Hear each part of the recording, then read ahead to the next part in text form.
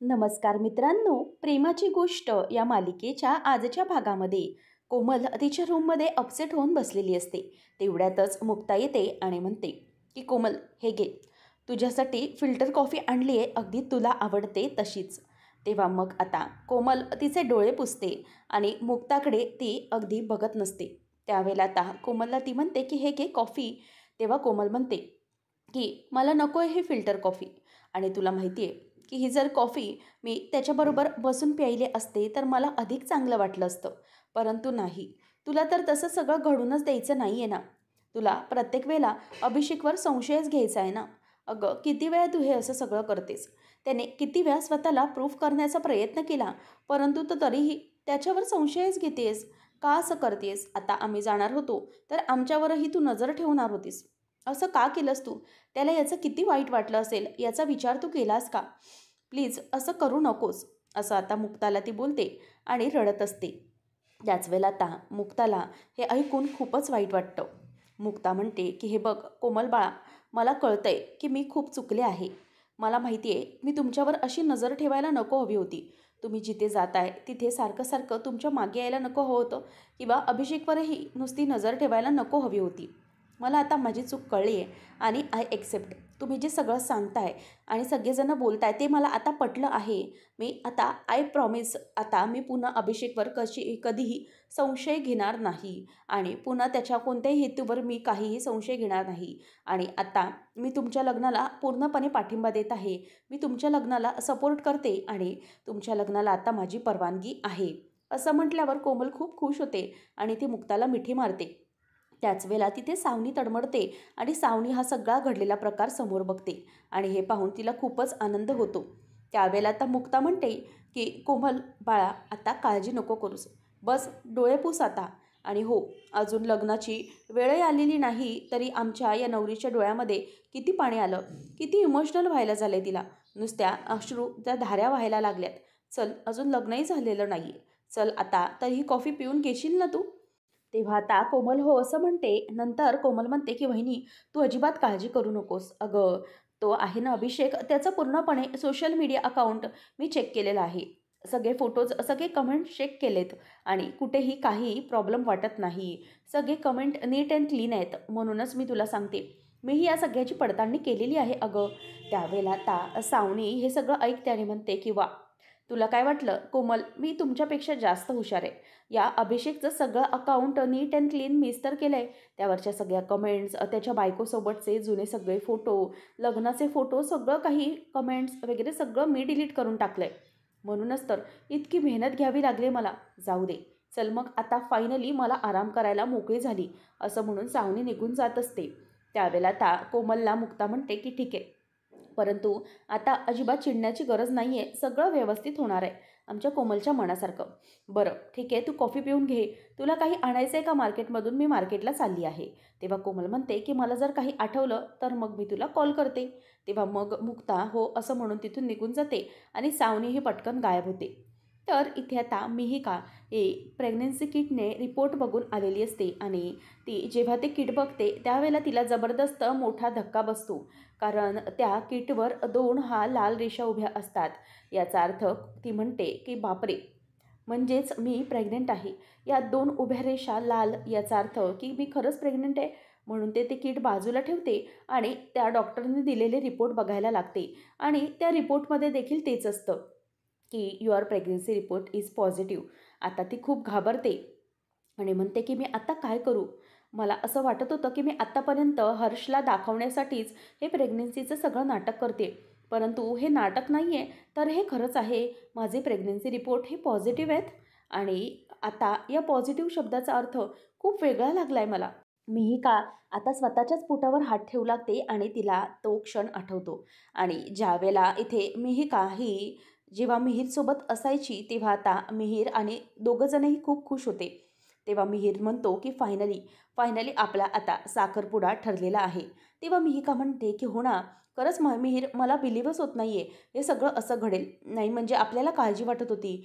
सगळे काय म्हणतील, मावशी काय म्हणेल, इंद्रा मावशी काय म्हणेल, मुक्ताताई काय म्हणेल, किंवा सागर जिजू, मला काहीच कळत नव्हतं नेमकं सगळं काय. परंतु फायनली सगळं काही व्यवस्थित होतं आहे. आता आपलं लग्नही ठरणार आहे. तेव्हा मग आता तो म्हणतो की येस, फायनली आता आपला साखरपुडा तर होईलच. त्यावेळेला मग तो मिहिकाला म्हणतो की मला खूप आनंद झाला आहे. खरंच आय डोंट बिलीव्ह की हे सगळं आपल्या बाबतीत घडतं आहे. असं म्हणून आता दोघंही एकमेकांच्या हातात हात घेऊन असतात. नंतर आता मिहिकाला मिहीर स्वतःच्या जवळ घेतो आणि म्हणतो की तुला माहिती आहे का मिहिका, साखरपुडा होणं म्हणजे अर्धं लग्न होण्यासारखंच आहे, बरोबर की नाही? त्याच वेळेला मग आता मिहिका म्हणते की मिहीर, आता तू पुढे काहीही बोलू नकोस. तुला माहिती आहे आपलं साखरपुडा होणार आहे म्हणजे आपण अर्धे नवरा बायको झालेलो आहोत. परंतु याचा अर्थ असा नाही की आपलं लग्न झालेलं नाही आहे पूर्णपणे. त्याच्यामुळे मिस्टर पोहीर, तुमच्या मनामध्ये जे काही आहे ते तुम्ही तसंच ठेवा, असं आता मिहिका ही मिहीरला सांगायला लागते. परंतु आता मात्र मिहीर म्हणत असतो की नाही, तू आता काहीही बोलायचं नाही आहेस. त्याच वेळेला आता मात्र मिहिका त्याला शांत करण्याचा प्रयत्न करत असते. परंतु मिहीर मात्र हा मिहिकाच्या नजरेतच बघत असतो आणि अशा प्रकारे आता दोघं एकमेकांकडे बघत असताना मिहीर आणि मिहिका एकमेकांच्या जवळ येत असतात. आणि तो क्षण आता इथे मिहिकाला आठवलेला असतो आणि तो क्षण मिहिका डोळे बंद करून आठवत असते. त्याच वेळेला तिला पटकन जाग येते. नंतर इथे मुक्ता ही मार्केटमध्ये खरेदी करण्यासाठी आलेली असते. त्याच वेळेला इथे आता ती गाडीच्या बाहेर येते आणि तिला फोन येतो आणि म्हणून ते सामान आतमध्ये ठेवते आणि फोन बघते आणि म्हणते की मम्मी, हो मी इथे मार्केटलाच आली आहे, काळजी करू नका, सगळं सामान मी घेऊन येते व्यवस्थित. असं म्हणून आता ती फोन ठेवते आणि समोरून ती गाडीमध्ये बसायला जाणार. तेवढ्यातच तिची नजर समोर जाते. आता समोर एक मुलगी असते, म्हणजेच एक बाई असते आणि ती तिच्या नवऱ्याबरोबर बोलत असते. मुक्ताची नजर पटकन तिकडे जाते. मुक्ता म्हणते की ही व्यक्ती कोण आहे, मला जरा अशी बघितल्यासारखी का वाटते? म्हणूनच आता मुक्ता ही समोर बघते. त्याच वेळेला बाईकवर अभिषेक बसलेला असतो. आता त्याला पाहिल्यावर मुक्ताला जबरदस्त मोठा धक्का बसतो. मुक्ता म्हणते की कोण? माझ्या डोळ्यांवर माझा विश्वासच बसत नाही आहे. हा अभिषेक आहे का? त्याच वेळेला इथे आता खरंच तो अभिषेक असतो आणि तो त्याच्या बायकोबरोबर हातात हात धरून गप्पा मारत असतो. मुक्ता म्हणते की नाही, मला आता हा क्षण मिस करायला नको, मला आता लगेच पुरावा सापडला पाहिजे. तेवढ्यातच आता मुक्ता ही त्यांचा फोटो क्लिक करायला जाणार आणि तेवढ्यात कोमल कॉल करते आणि म्हणते की वहिनी, अगं तुम्हाला विचारलं होतंस ना काय आणायचं आहे, तर माझा फेसवॉश संपला आहे, प्लीज घेऊन येशील का? तेव्हा मुक्ता म्हणते की हो आणते. आणि तेवढ्यातच आता इथे मुक्ता ही म्हणते की ठीक आहे. म्हणूनच आता ती पुढे जाऊन त्याला रंगेहात पकडायला जाणार आणि म्हणते की मी याला रंगेहात आता पकडतेच. तेवढ्यात एक बाईमध्ये तडमडते आणि त्या बाईचंच सगळं आता सामान खाली पडतं आणि तेवढ्यातच तिथून आता मुक्ताची नजर त्याच्यावर जाते. तेवढ्यातच अभिषेक आणि त्याची बायको गायब झालेले असतात. मुक्ता म्हणते की हे नेमकं सगळं काय होतं? नेमका हा अभिषेकच होता की आणखी दुसरं कोणीतरी होतं? मुक्ताला आता या सगळ्या गोष्टीचं टेन्शन येऊ लागतं. ती म्हणायला लागते की नाही, हे नेमकंच काहीतरी वेगळं प्रकरण आहे. आता काय करावे हे मुक्ताला काहीही सुचत नसतं. तर आता इथे मिहिकाला तो प्रसंग आठवलेला असतो. मिहिका म्हणते की अजूनही तो दिवस आठवला की मला खूप आनंद होतो. खरंच मिहीर आणि माझ्यातली स्पेशल मोमेंट होती ती. आणि मला तरी वाटतंय की या सगळ्यामधून हेच निष्पन्न झालेलं आहे की माझ्या पोटातलं बाळ हे मिहीरचं आहे. आणि मी मिहीरला हे सगळं सांगायला हवं. त्याला खरंच खूप मोठा आनंद होईल. म्हणूनच आता ती फोन हातात घेते, परंतु तिथल्या तिथे थांबते आणि म्हणते की नाही, मिहीर याच्यावर विश्वासच ठेवणार नाही आहे. कारण मिहीरला एक कळलेलं आहे की आमचं लग्न झालं आहे. म्हणूनच आता हर्षवर्धनशी लग्न झाल्यामुळे त्याला असंच वाटेल की आमच्यात सगळं काही घडून गेलं आहे आणि हे बाळ त्याचंच असेल. म्हणूनच आता मिहिका रडायला लागते आणि म्हणते की आता मी काय करू? हा विश्वासही दाखवू शकत नाही मी. परंतु ठीक आहे, काहीच प्रॉब्लेम नाही. परंतु मी आई आहे आणि मला माहिती आहे की हे बाळ हे मिहीर आणि माझंच आहे आणि आमचा एकमेकांशी एकदम कनेक्शन आहे, प्युअर कनेक्शन. त्याच्यामुळे बाळा तू अजिबात काळजी करू नकोस, मी तुझ्या नेहमी सोबत आहे. आणि मिहीर, मी तुझ्यासोबत आता नाही, परंतु आपलं हे कनेक्शन कायम राहील. कारण बाळाच्या निमित्ताने मिहीर तू माझ्याशी सतत कनेक्टेड राहशील. असं आता मिहिका ही स्वतःशीच बोलत असते आणि स्वतःच्याच पोटाला हात लावून ती आता रडत असते. त्याच वेळेला आता या सगळ्या गोष्टी कोणाला कशा पटवून द्याव्यात याचाच विचार ती करत असते. त्यानंतर आपल्याला पाहायला मिळतं की कोमल ही बाहेर झोपाळ्यावर बसलेली असते आणि तिच्या हातामध्ये गुलाबाचं फूल असतं. ती त्या गुलाबाची एक एक पाकळी ही खाली टाकत असते. त्याच वेळेला इंद्रा आणि स्वाती या दोघीही किचनमध्ये काम करत असतात आणि मग मुक्ता तिथे नसते. स्वाती म्हणते की मम्मी, बघ गं जरा हिचं काय चाललंय, की कोमल अशी काय करते, नाही म्हणजे या गुलाबाच्या पाकळ्या वगैरे असं सगळं खाली टाकणं चालू आहे. त्यावेळेला आता इंद्रा म्हणत असते की काय चाललंय खरंच कळत नाही, बघ ना केवढा कचरा करते ती. आता आमच्या वेळेला जर आम्ही असं केलं असतं ना तर आमची आई काय बोलली असते माहिती आहे, ते अशा गुलाबाच्या पाकळ्या तोडण्यापेक्षा आहे की सुके बोंबील आणि सुके बोंबील तोड. असं म्हटल्यावर आता स्वाती आणि दोघीजणीही हसायला लागतात. आणि मग इंद्रा म्हणते की अगं हिचं नेमकं काय चाललं ना ते जरा मला बघितलं पाहिजे, नाही म्हणजे तिचं काहीतरी वेगळंच प्रकरण आहे. मग आता स्वाती म्हणते की थांब मम्मी, आपण जाऊन ना जरा हिची मजा घेऊया, बघूया हिचं नेमकं काय चाललंय ते.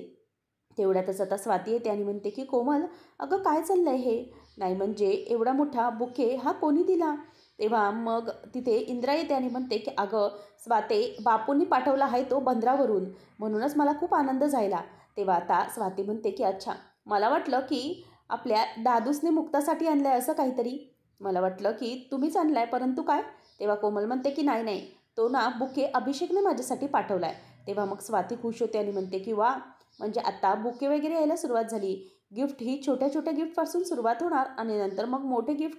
मग आता लगेच पुढे स्वाती म्हणते, परंतु जसं मुक्ताने गिफ्ट घेतलं होतं ना सागर दादूसकडून आणि सगळ्यांसमोर ओपन करून दाखवलं चुकून, तसं गिफ्ट त्याला सगळ्यांसमोर द्यायला सांगू नको हां. तेव्हा मग इंद्रा म्हणते की हो ना, नाहीतर सगळ्यांसमोर ती जिरीत काही ती मॅक्सी ती द्यायचा. असं म्हटल्यावर आता स्वाती हसायला लागते आणि म्हणते की काय गं मम्मी, तू पण मॅक्सी वगैरे बोलते. मग आता इंद्रा म्हणते की मग आता काय बोलणार अजून, खरंच मला खूप हसायला येत होतं. तेव्हा आता कोमल लाजत असते आणि मग स्वाती आणि मम्मी म्हणतात की बघितलं का आपली कोमल कशी लाजत आहे ती. तेव्हा आता लगेच कोमलवरून स्वातीचा विषय हा इंद्रावर घसरतो. स्वाती म्हणते की मम्मी, अगं तू त्या कोमलला काय बोलते, अजून पण बापूंचा विषय निघाला तरी तुझ्या चेहऱ्यावर लाजच असते, तू पण अशीच लाजत असते. त्यावेळेला आता लगेच इंद्रा म्हणते की काय गं स्वाती, तू पण आता बहिणीवरून तुझा विषय लगेच आईवर घसरला का, आता बहिणीवरून आईवर लगेच तू घसरायला लागली. असं म्हणून ते हसायला लागतात. त्याच वेळेला आता इंद्रा म्हणते की हा सगळा झाला मश्करीचा विषय, परंतु खरंच मला खूप आनंद झाला आहे.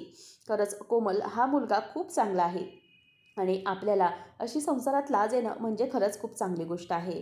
आणि सुरुवातीला तर आपण लाजतच असतो, परंतु वर्षानुवर्ष जसं पुढे संसार वाढत जातो, कोमल तुझं आता अभिषेक रावांशी लग्न होईल, पुढे संसार सुरू होईल, मुलं बाळं होतील आणि नंतर तू म्हातारी होशील, परंतु तुमच्यातलं नातं हे तेव्हाच खरं राहील जेव्हा तू अशीच त्यांचं नाव काढल्यावर तेव्हाही लाजशील, तेव्हाच तर खरी गंमत असते नात्यामध्ये.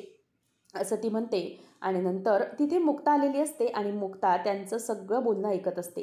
कोमल म्हणते की तुम्हाला माहिती आहे का मम्मी, स्वातीताई, खरंच अभिषेक खूप चांगला मुलगा आहे. खरं तर इतकं सगळं घडलं, आपण त्याच्यावर किती काय काय वॉच ठेवला, मुक्तावहिनीने त्याच्यावर संशय घेतला, परंतु तरीही त्याने आपल्याबद्दल जराही कुठे कंप्लेंट केलेली नाही गं, किंवा त्याने मला जराही कुठे काही बोलून दाखवलेलं नाही. खरंच खूप चांगला आहे तो आणि कोणत्याही प्रकारचा त्रास त्याने दिला नाही. इतकं सगळं आपण त्याच्याबद्दल वागलो तरीही बघ ना, की त्या चांगल्या मनाने त्याने आपण माफी मागितली तरीही हे सगळं कबूल केलं.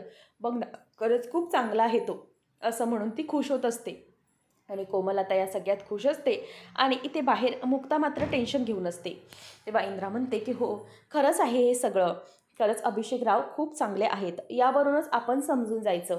आणि मग कोमल तू आता सगळं व्यवस्थित कर, काहीच काळजी करू नको, सगळं आता व्यवस्थित होईल. एकदा की आपण बोलणी सुरू केली की सगळ्या गोष्टी अगदी व्यवस्थितपणे पार पडायला लागतील.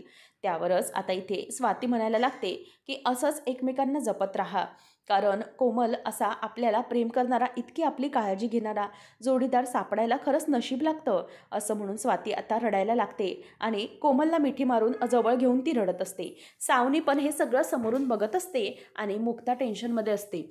मुक्ता म्हणते की आता मी काय करू, या सगळ्यांना काय सांगू, सगळेजण अगदी त्या अभिषेकच्या आहारी गेलेले आहेत, सगळ्या जणांवर त्याने आपल्या वागल्याने इम्प्रेस केलेलं आहे, परंतु मी कसं सांगू कोणाला की तो खरंच अभिषेक चांगला नाही आहे. आता मी त्याला एखाद्या मुलीबरोबर बघितलं, नक्की ती मुलगी कोण होती, त्याची गर्लफ्रेंड होती, मैत्रीण होती की बायको होती, नेमकी कोण होती खरंच मला कळत नाही आहे.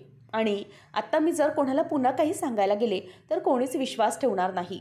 आत्ता मला कोणाला काहीच सांगायला नको, परंतु मला हे सगळं सागरच्या कानावर घातलं पाहिजे. काय करू मी, मला खरंच काही मार्ग सुचत नाही आहे.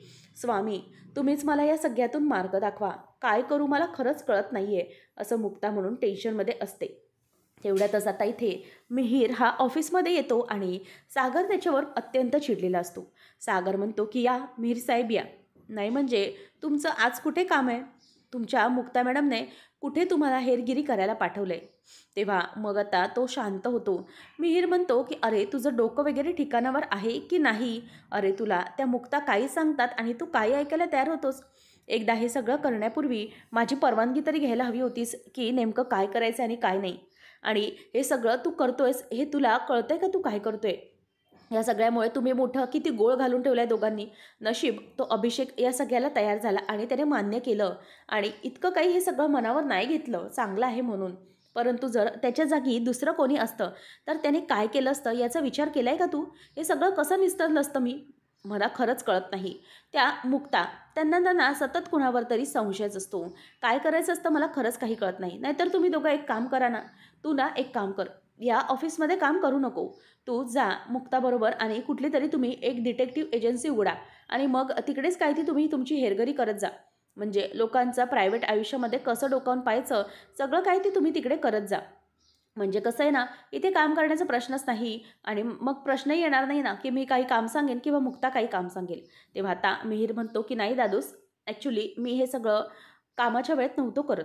तेव्हा मग सागर म्हणतो, की "हो, मला सगळं कळतंय, की तू हे कामात नव्हता करत, परंतु फावल्या वेळेत करत होतास. परंतु का? कशासाठी? कशाला केलंस हे सगळं? अरे, एकदा मला विचारायला हवं होतंस.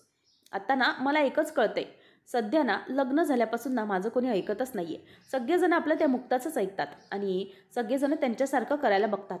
मला आता या सगळ्याची खूप चीड येते." मग आता तितक्यात सागरला कॉल येतो आणि सागर पुन्हा चिडून म्हणतो, की "हो शहाणे, तुम्हाला मी सांगितलंय मॉड्युलर किचन, चिमनी, स्टोव्ह सगळं काही जे काही असेल ते अगदी व्यवस्थित बनवायचं आहे. सगळं प्रॉपर बनवायचं आहे. म्हणजेच कोमलला काही त्रास झाला नाही पाहिजे. व्यवस्थित हवं सगळं." असं म्हणून तो फोन चिडून ठेवतो. तेव्हा मिहीर म्हणतो, की "दादूस म्हणजे तू हा फ्लॅट वगैरे कोमलसाठी?" तेव्हा तो म्हणतो, की "हां, कोमलच्या लग्नामध्ये मी तिला हा फ्लॅट देणार आहे, अभिषेक आणि कोमलला. आणि हो, आणखी एक गोष्ट, ही आता कोणालाही सांगायला जाऊ नको. मी हे सरप्राईज देणार आहे आणि योग्य वेळ येईल तेव्हा मी सांगेन सगळ्यांना. नाहीतर लगेच जाशील मुक्ता वहिनीला सांगायला, की असं-असं झालं. मग परत त्या मला 4 गोष्टी सांगतील. त्यापेक्षा तू एक काम कर, आता तू यातलं काही कोणाला सांगू नको. आणि हो, आता लक्षात आहे का काय करायचं काम आपल्याला ते? की कुठे परत जायचं आहे हेरगिरी करायला." तेव्हा मग तो म्हणतो, की "नाही, लक्षात आहे क्लायंटला, बंगलोरच्या क्लायंटला मीटिंगसाठी सांगायचं आहे." तेव्हा तो म्हणतो, की "मग सांगा." तेव्हा मग मिहीर म्हणतो, की "सांगून झालंय, त्यांना अगोदर मीटिंग हवी." मग सागर म्हणतो, की "हे कधी सांगणार आहे मला? ते इथे मीटिंगला आल्यानंतर?" आणि मग सागर डोक्याला हात लावून तिथेच बसतो. तर एकीकडे सावनी देखील अभिषेकवर खूप खवळलेली असते. ती म्हणते, की "अभिषेक, अरे तुला डोकं नावाचा भाग आहे की नाही? खरंच तुला ना काहीच कळत नाही. तू ना इतका मूर्ख आहेस. मी तुला नेहमी बजावलं होतं, की अरे तू त्या मुक्तापासून सावध राहा. ती मुक्ता फार डेंजर आहे. परंतु तू तर काय ऐकलंच नाही. तू काय तुझ्या बायकोबरोबर बोलत उभा होता. तुला सांगितलं होतं मी, की थोडे दिवस थांब, परंतु तू ऐकला नाही." तेव्हा मग आता अभिषेक म्हणतो, की "अहो, आमचं लग्न काही नवीन नाही झालं, परंतु रिसेंटलीच झालं आहे आणि कसं आहे ना, काही दिवस मला सुट्टी होती. म्हणूनच मग आम्ही दोघं एकत्र होतो. म्हणूनच तिला आता करमत नव्हतं, म्हणूनच आम्ही जस्ट बाहेर भेटलो, बाकी काही नाही." तेव्हा मग आता ती म्हणते, की "अरे, तू भेटलास, परंतु ते तेवढ्यातच त्या मुक्ताने बघितलं ना. आता ती मुक्ता काय करेल ह्याचं तुला नेम आहे का? ती आता तुझ्या आणि माझ्या मागे हात धुवून लागेल बघ तू. तुला कळत नाही आहे ती काय करू शकते ते." तेव्हा मग तो म्हणतो, की मग मी आता काय करू?" तेव्हा सावनी म्हणते, की "आता काय करू? मला काय विचारतोस तू? आता काय करू? जा ना, तुझ्या त्या बायकोला विचार ना. ती सांगेल ना तुला काय करायचं ते." आणि "काय रे, म्हणजे तुम्हाला कळायचं की नाही? तुम्ही दोघंही ना अगदी मतिमंद आणि निर्बुद्ध कबूतर आहात कबूतर. नुसते गुटरगू करता. इकडे बसता गुटरगू, तिकडे बसता गुटरगू. तुम्हाला काही कळत नाही का, की नेमकं कसं वागायचं ते? कुठे काय करायचं ते ह्याची तुम्हाला बुद्धीच नाही." आणि ती सारखी त्याच्यावर चिडत असते. त्याच वेळेला आता तो मोठमोठ्याने हॉर्न वाजवू लागते. आणि मग ती आणखीनच वैतागून म्हणते, की "आधी आवाज बंद कर. डॉक्टर आहेस की कोण मला खरंच कळत नाही. खरंच डॉक्टर नावाला कायम आहेस तू. आणि जर तू जगातला शेवटचा डॉक्टर असतास आणि जर मी मरणाच्या दारात टेकले असते ना, तरी मी तुझ्याकडून कोणत्याही प्रकारचा इलाज करून घेतला नसता. खरंच इतकी चीड आली आहे तुझ्यावर मला." असं म्हणून आता ती त्याच्यावर आणखीनच वैतागत असते आणि पूर्णपणे अभिषेकचा पाणउतारा ती करून टाकते. नंतर अभिषेक शांत होतो. मग आता ती म्हणते, की "हे बघ, आता एक गोष्ट कायम लक्षात ठेवायची तुला. आता ती मुक्ता काही तुझा पाठलाग सोडणार नाही आणि आता काय करायचं तेच बघ. आपल्याला ना कुठेतरी मार्ग बघायचा आहे, परंतु दुसऱ्याला डुबवायच्या नादात आपणच डुंबू नये याची आपल्याला काळजी घेतली पाहिजे, असं म्हणून सावनी आता स्वतःच्या डोक्याला हात लावून असते. पुढच्या भागामध्ये आपण पाहणार आहोत की गुरुजी सांगतात की दिवसानंतरचा साखरपुड्याचा मुहूर्त आहे, चालणार आहे ना तुम्हाला? त्याच वेळेला आता इंद्रा हसते आणि म्हणते की काय गं मुलींनो, 2 दिवसानंतर साखरपुडा चालेल ना आपल्याला? असं म्हणून आता सगळ्याजणांना ती विचारते आणि मुक्ताला 2 दिवसानंतर म्हणून खूप मोठा धक्का बसतो. तर इथे मुक्ता ही रूममध्ये असते आणि लकी आणि मिहिरला सांगत असते की ना नक्कीच काहीतरी कारस्थान शिजत आहे. हा जो अभिषेक दिसतोय ना तो तसा नाही आहे. त्याच्याबरोबर कोण जी होती ना ती नक्कीच त्याची गर्लफ्रेंड किंवा बायको असेल. तेव्हा आता मिहिर हा मुक्ताला बघतो आणि मुक्ताचा हात हातात घेऊन म्हणतो की वहिनी तू अजिबात काळजी करू नकोस, या सगळ्या गोष्टीमध्ये आम्ही तुझ्यासोबत आहोत. मग आता तिथे लकी देखील म्हणतो की हो वहिनी, काही काळजी करू नको, आम्ही दोघंही तुझ्या या सगळ्या सोबत आहोत आणि आता फक्त मिशन अभिषेक आता याचा आपण पूर्णपणे पिछा करायचा आहे. तेवढ्यातच आता तिथे त्यांची अशी टीम बनल्यानंतर सागर समोर येतो आणि सागर समोर आल्यानंतर सगळेजण गप्प होतात. आता नेमकं मुक्ता आणि लकी मिहीर मिळून काय करणार हे पाहणं रंजक ठरेल. अशाच अपडेट्ससाठी चॅनलला सबस्क्राईब करा.